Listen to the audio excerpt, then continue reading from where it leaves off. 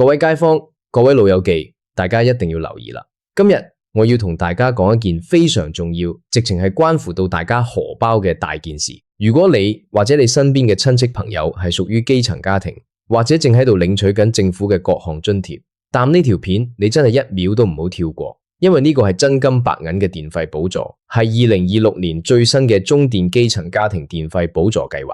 我知大家平時生活壓力大，尤其係呢2年水電煤樣樣加，負擔真係好重。中電啱啱公布咗，由2026年3月2號開始就會正式接受新一輪嘅基層家庭電費補助申請。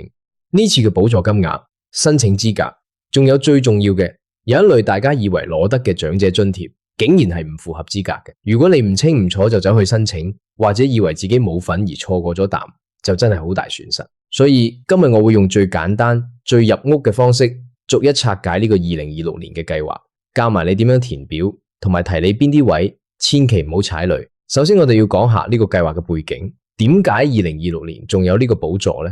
大家都知中電每年都會由佢哋嘅中電社區節能基金撥款出嚟，專門去幫一啲弱勢社群。雖然話而家經濟好似復甦緊，但係對於住喺房或者係靠津貼過活嘅基層家庭嚟講，每個月幾百蚊嘅電費依然係一個好大嘅開支。所以2026年3月2號呢個日子，大家一定要攞支筆圈低佢，因為呢個係截止申請嘅開始，亦都係大家攞福利嘅大好機會。咁究竟邊幾類人符合資格呢？大家聽清楚啦！如果你係領取緊以下呢幾種津貼嘅其中一種，你就有機會申請到呢個2026年嘅電費補助。第一係綜援，即係綜合社會保障援助；第二係長者生活津貼，即係我哋平時講嘅長生津；第三係在職家庭津貼，即係以前嘅低津；第四係全額學生資助，即係全書津；第五就係傷殘津貼。呢度我要特別強調一下，2026年嘅申請細節，今年嘅補助金額同往年相比係有一定嘅調整，去配合返而家嘅物價水平。中電今次撥出咗好大一筆錢，預計可以惠及全港幾萬個家庭。如果你係以上講嗰5類人，你就要準備好你嘅證明文件。不過最重要嘅重點嚟啦，亦都係今日呢條片嘅核心，有一類長者津貼係唔符合資格嘅。好多老友記以為只要我過咗65歲或者70歲，攞緊政府錢，我就一定有份啊。錯啦，大家一定要分清楚。如果你領取緊嘅係高齡津貼，即係俗稱生果金嗰一隻，係唔符合呢個中電電費補助計劃嘅申請資格嘅。點解會咁呢？大家要明白，中電呢個計劃嘅原意係精準扶貧，佢哋想將資源集中喺啲真係經過經濟審查，證明係生活比較困難嘅家庭身上。而生果金即係高齡津貼，係唔需要入息審查嘅，只要你夠歲數就攞得。所以喺中電嘅標準入面，如果你只係攞緊生果金，而冇攞長者生活津貼嘅話，佢哋會認為你未必要用到呢筆額外嘅電費補助。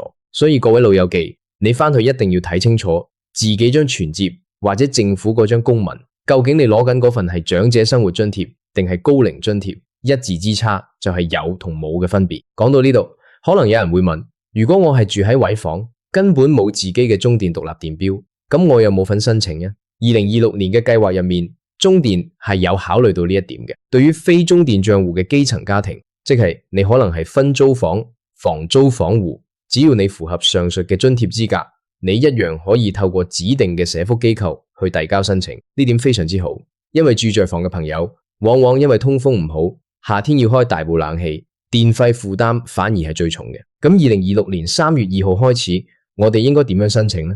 流程係點樣嘅？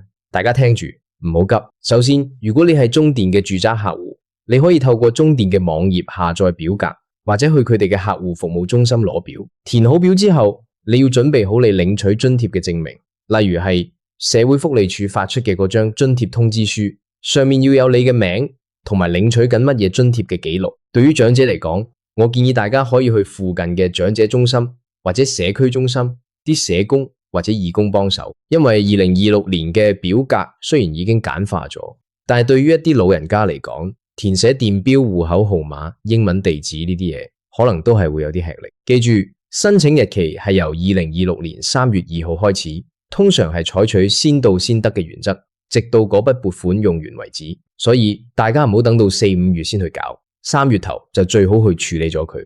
我再重複多次係邊5類人：綜援、長生津、職津、傳輸津、傷殘津貼。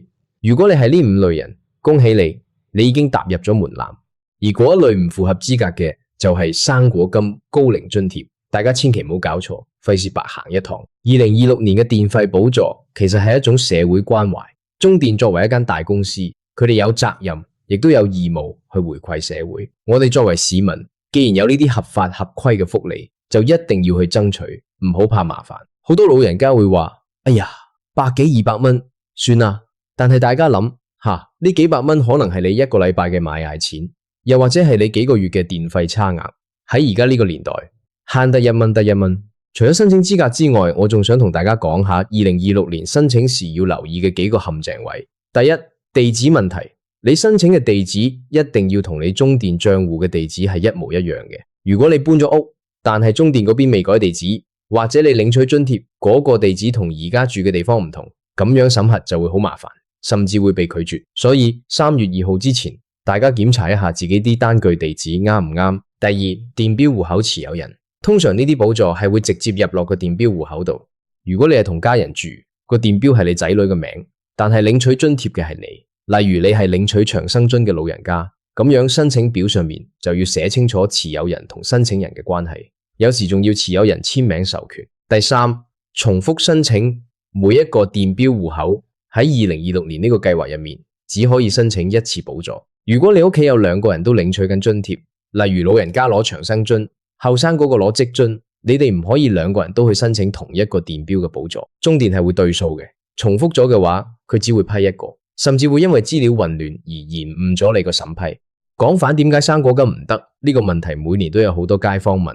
其實政府嘅福利制度分得好細，高齡津貼係一種尊老嘅表現，係俾所有70歲或者65至69歲符合入息審查嘅長者。但係中電嘅對象係想幫基層，即係生活真係有困難嗰班。所以佢哋設定標準嘅時候，會參考社會福利署最嚴格嗰幾種審查。如果你攞緊長生津，即係證明咗你嘅資產同入息都係喺一個比較低嘅水平，咁中電就會覺得你更需要呢筆錢。所以老友記們，如果你係攞緊生果金，而生活又真係好拮據，其實你可以考慮去轉申請長生津長者生活津貼。只要你符合資產限額，轉咗之後，你唔單止每個月政府俾你嘅錢多咗，連呢啲電費補助、水費減免，你都有份參加。2026年嘅環境，我哋預計能源價格仲係會波幅好大。雖然話有天然氣、有核電，但係國際燃料價格我哋控制唔到，所以呢類補貼計劃真係好重要。我聽過一啲街坊講，佢哋夏天為咗慳電費，連風扇都唔敢開，或者要去商場匿埋避暑。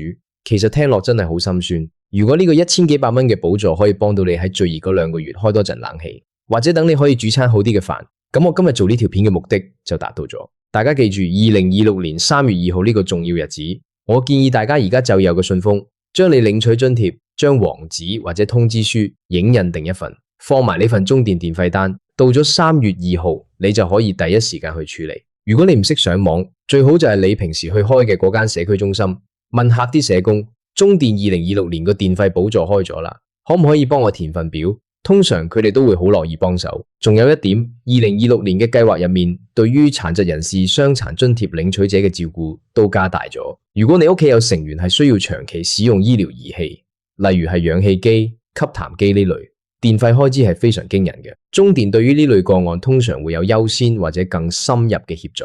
如果你係屬於呢類情況，申請嘅時候記得填清楚。我亦都想呼籲一下各位後生仔、後生女，如果你屋企有老人家或者隔籬鄰舍有獨居長者，請你哋發揮鄰里互助精神，幫佢哋留意因為好多老人家未必會上網睇片，亦都未必會睇報紙睇得咁細。你嘅一句提醒或者幫佢填一份表，可能就係幫佢解決咗一季嘅電費問題。關於2026年嘅具體補助金額，雖然中電會根據撥款總額同申請人數做最後調整，但根據往年經驗，通常每個符合資格嘅家庭都可以獲得一次性嘅幾百蚊，甚至1000蚊嘅電費回贈。呢筆錢唔會直接俾現金你，而係會喺你之後嘅電費單度扣，即係話你可能會有幾個月唔使交電費，或者交少好多。總結一下今日嘅重點：第一，2026年3月2號開始申請；第二，對象係綜援、長生津、積津、傳輸津、傷殘津貼領取者；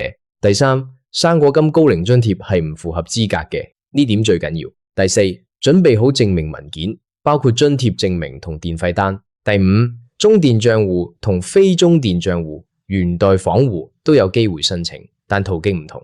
大家一定要將呢個消息傳出去，特別係傳俾你 WhatsApp 群組入面啲老友記。好多時呢啲福利係過咗海就係神仙，截止咗就冇。2026年嘅生活雖然有挑戰，但只要我哋守望相助，留意呢啲政府同大機構嘅補助資訊，日子一定可以過得好啲。最後我想同大家講，申請呢啲補助唔係醜事，亦都唔係攞人便宜，呢啲係社會資源嘅重新分配，係你應得嘅權利。如果你符合條件，就大方去申請。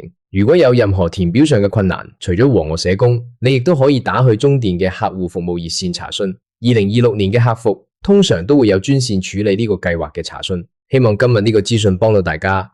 記住，2026年3月2號攞定文件去申請，唔好錯過呢份重要嘅補助。我仲想補充少少關於全書津，即係全額學生資助嗰部分。如果你係家長，2026年你嘅仔女正領取緊全額書簿津貼，你唔好以為呢個補助只係俾老人家。其實基層家庭嘅定義好廣，細路仔讀書要開燈，要做功課，要用電腦，呢啲全部都係電。所以各位家長，如果你符合全書津嘅資格，一樣可以為你個家庭申請呢個電費補助。2026年嘅社會資訊流通得好快，但往往最需要幫助嘅人反而係接收資訊最慢嘅一群。所以我再次拜託大家，睇完呢段稿之後，諗一諗你身邊邊個係攞緊津貼嘅，邊個係住緊簡房嘅，邊個係領取緊長生津嘅老人家，幫佢哋一把，話俾佢哋知呢個重要消息。有一點一定要提，就係關於詐騙。2026年網絡詐騙好多，大家要記住，中電或者社福機構幫你申請呢個電費補助，係絕對唔會要求你提供銀行密碼，亦都唔會要你先俾一筆手續費去換取補助嘅。如果你收到電話話可以幫你搞補助，但要你轉賬或者提供信用卡資料，嗰啲一定係騙徒。大家一定要提高警惕，保護好自己嘅財產。最後，祝大家喺2026年都生活愉快，身體健康，慳得開心，用得放心。如果有最新嘅消息，我會第一時間再同大家分享。大家加油！既然我哋講到咁詳盡，我不如再同大家深入啲講下點樣去分長生津同生果金，因為呢個真係2026年好多老友記最頭痛嘅地方。大家攞出你領取津貼嗰本存摺睇下，通常銀行轉賬嗰個位會有一行代碼。如果你見到係 OR 啦，呢個就係 Old Age Living Allowance， 即係長者生活津貼。呢個係有份申請補助嘅。如果你見到係 OAA， 即係 Old Age Allowance， 呢個就係生果金，咁就唔符合今次中電嘅計劃資格啦。呢個分別真係好緊要，因為我見過好多老人家排咗成個鐘頭隊，最後職員話佢唔符合資格，原因就係因為佢攞緊嘅係 OAA 而唔係 OALA。大家2026年申請嘅時候一定要睇清睇楚。如果你真係唔肯定，最簡單嘅方法就係帶埋本存摺去對社工幫你睇。同埋2026年嘅申請表格上面有一個位係要填電費單上面嘅賬戶號碼，呢個號碼通常係喺單據嘅右上角，有12位數字。填呢個號碼嘅時候千萬唔好填錯，因為一個數字錯咗，筆錢就可能入咗去第二個人個戶口，或者因為對唔到名而批唔到。填完之後最好自己對多兩遍。仲有啊，如果你係住喺嗰啲由 NGO 非政府組織營運嘅過渡性房屋或者簡約公屋，2026年嘅政策入面你哋通常都係符合資格嘅，但係可能係由營運機構統一處理。你可以問下你嗰個屋邨嘅辦事處，睇下佢哋係咪會幫你哋集體申請。講到尾，呢個2026年嘅中電基層家庭電費補助計劃，其實就係想大家喺通脹壓力下有一啖氣斗。1000幾百蚊雖然唔係大數目，但對於基層嚟講就係實實在在嘅支持。大家記得啦，2026年3月2號行動要快。如果你對於申請程序仲有啲咩唔明白，或者你想知更多關於2026年其他政府津貼嘅資訊，你可以留言問我，或者去相關政府部門嘅網頁睇。我會盡量搜集更多資料，用最自然、最易明嘅粵語同大家講解。2026年，我哋一齊努力，出更多慳錢、遊錢、攞福利嘅方法。大家記住，重要消息請廣傳，將呢個2026年3月2號申請中電電費補助嘅消息話俾你見到嘅每一個人知。特別係嗰啲唔符合資格嘅生果金老友記，都要話俾佢哋知原因，等佢哋心理平衡啲，或者去考慮下轉申請長生津。好啦，今日就講到呢度，大家記住我嘅提醒，睇清楚津貼類別，填啱電表號碼，地址要一致，唔好重複申請，提防詐騙。2026年3月2號，我哋一齊去申請呢個補助，過一個更輕鬆嘅2026年。大家保重，下次見。